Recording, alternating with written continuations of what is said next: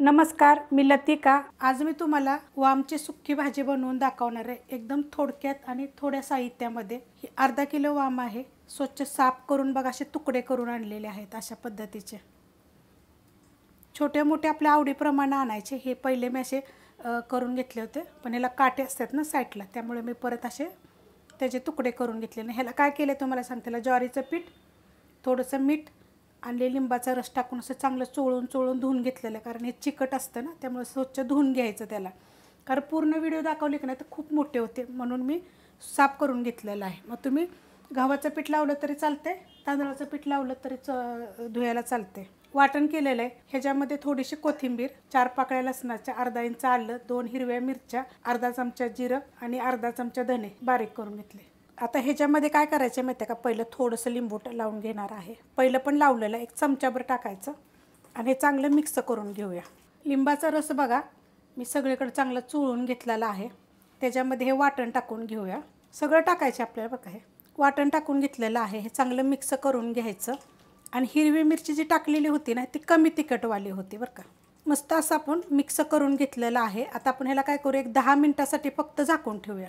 10 मिनिटं बघा झाकून ठेवलं होतं। आता ह्याच्यामध्ये तुम्ही मीठ पण टाकू शकता बरं का, कारण की मीठ थोडंसं लावून मी पीठ लावून धुतलं, त्यामुळे मी ह्याला मीठ लावलेलं नाही आहे। आता ह्याच्यामध्ये आपण बाकीचं साहित्य टाकून घेऊया।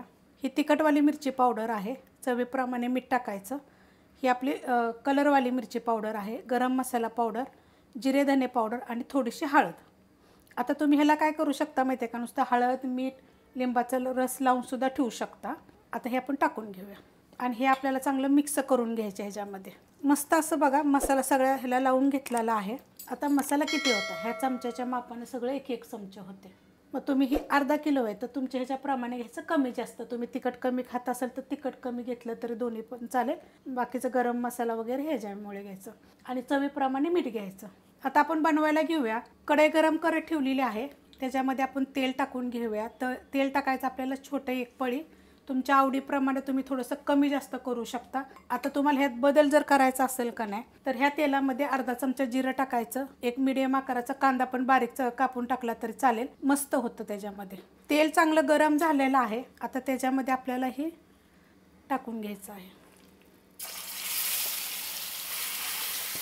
गॅस आहे मीडियम आणि आपल्याला ह्याला काय करायचं, थोड्या वेळानं असं हलवत राहायचं। 1-2 मिनटं बघा मी मीडियम गॅसवर असं थोड्या वेळानं हलवत आलेली आहे। गॅस करणार आहे एकदम बारीक आणि ह्याला 5 मिनिटासाठी झाकून ठेवूया। 5 ते 7 मिनिट झालेलं आहे, मी झाकण ठेवलं होतं, एकदासुद्धा उघडलेलं नाही आहे बघा। हलवून घ्यायचं असं खाली बघा, हे होतं खाली वर करून घ्यायचं ह्याला फक्त। थंडीच्या दिवसात का नाही वाम खाल्लेली चांगली असते बरं का। खूप रेसिपी मी तुम्हाला दाखवते, रेसिपी बघितली की लाईक आणि कमेंट करत जा। आणि तुम्ही अशी बनवता का कशी बनवता जरा मला कमेंट करून पण सांगा। काय वेगळे बनवत असेल तर त्या पद्धतीनं मी पण बनवेन। आता गॅस केलेला आहे बारीक आणि एक 10 मिनिटासाठी मी बारीक गॅसवर झाकण ठेवणार आहे। बारीक गॅसवर बघा झाकण ठेवलं होतं, असं बघा मस्त असं तेल सुटतं मसाल्याला। आता हेच तुम्हाला जर लपथबं पाहिजे असेल का नाही, तर ज्यामध्ये आपण वाडग्यामध्ये मसाला लावून ठेवलं होतं ना, त्यात मग थोडंसं पाणी टाकून जरी तुम्ही हे ठेवलं, ह्यात वतलं तरी पण चालेल। किती मस्त झाली बघा आणि चवीला इतकी छान लागते ना। वरून टाकायची थोडीशी कोथिंबीर आणि अशा पद्धतीमध्ये वामची रेसिपी तुम्हाला मी दाखवलेली आहे सुक्की बनवून। रेसिपी आवडली तर लाईक करा, सबस्क्राईब करा, कमेंट करा आणि शेअर बी करा।